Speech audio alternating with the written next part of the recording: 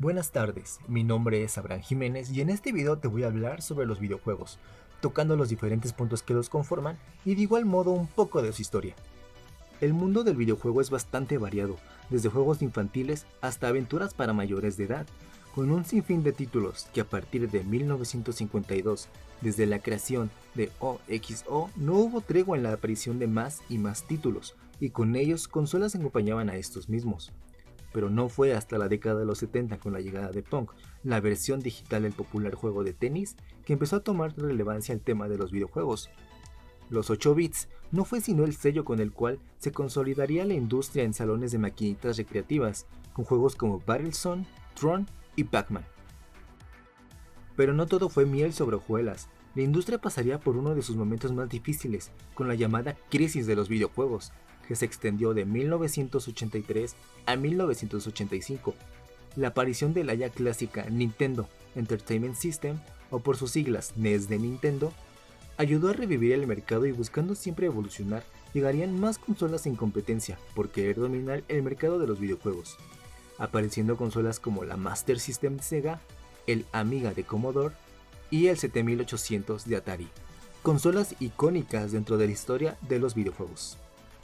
Los 16 bits a finales de los 80 no hizo más que aumentar las expectativas de los jugadores sobre el futuro de los videojuegos. Más consolas llegaban al mercado y con ello el Super Mario Bros. De 1985, que marcaría un antes y un después en el desarrollo de los mismos.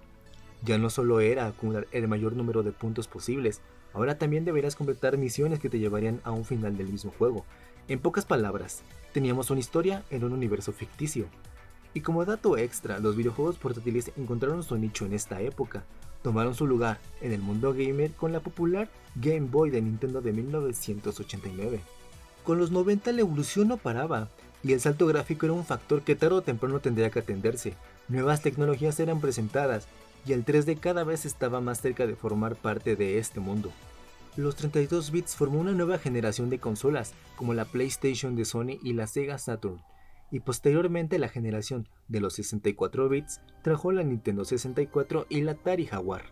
La PC también tomaba terreno con las aceleradoras 3D y los videojuegos portátiles ampliaban su mercado, pero Nintendo dominaba el sector con todas las versiones de la Game Boy que vinieron con el paso del tiempo. Por su parte, PlayStation fue la consola más popular de los últimos años de la década, debido a la clase de títulos elaborados en colaboración con diversas compañías, de los cuales iban centrados a un público más juvenil y menos infantil, ampliando su mercado considerablemente y rompiendo estereotipos donde los videojuegos eran cosa de niños.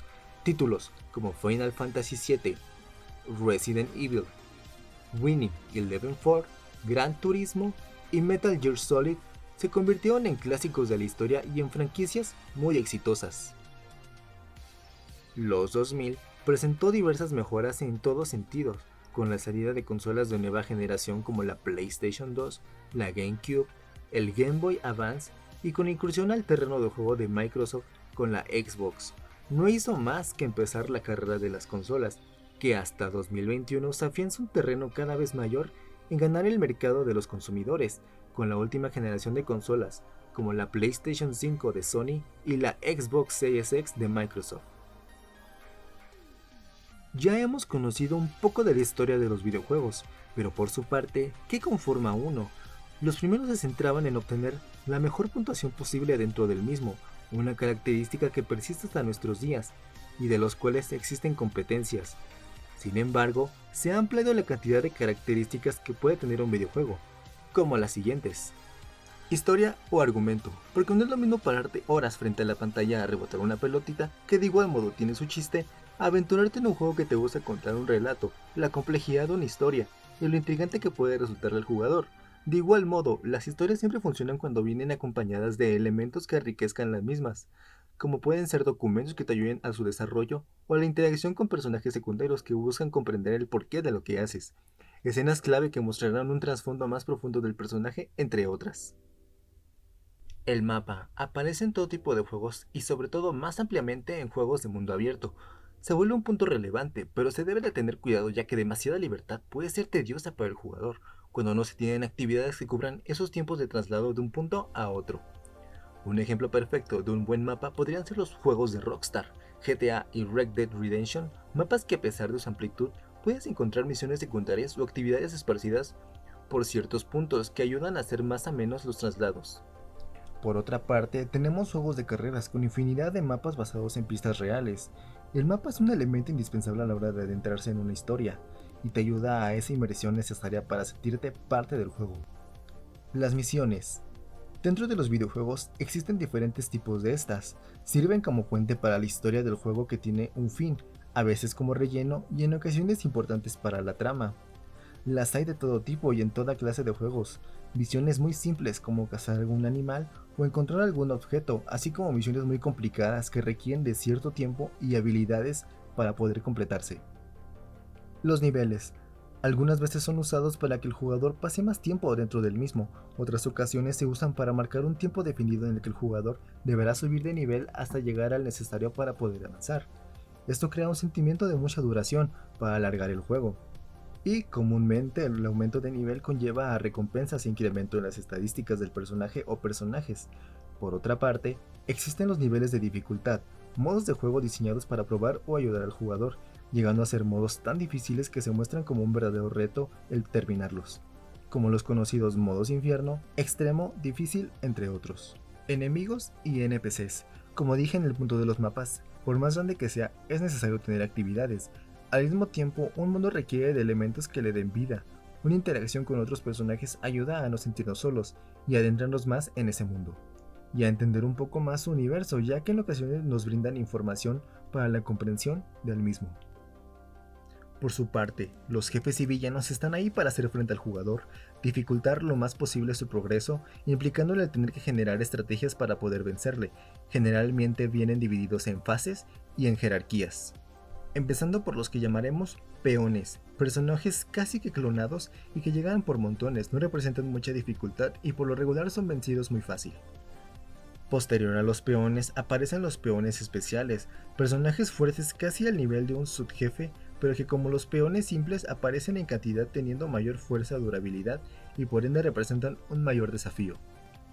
Los subjefes son personajes únicos de mayor nivel y poder, por lo general se encuentran repartidos por toda la historia y siempre se presentan antes de combatir al jefe final, inclusive en muchas ocasiones teniendo que superarlos para poder acceder a ciertas zonas, obtener recompensas o por el simple hecho de hacer frente al jefe final. Por último, el jefe final. Tendrá todas las de ganar, su poder será mucho mayor al de nosotros, además de tener una estrategia planteada para poder vencernos, utilizando artilugios de todo tipo y a menos de que seamos un jugador experto, moriremos unas cuantas veces antes de poder encontrar la solución y poder llegar al desenlace.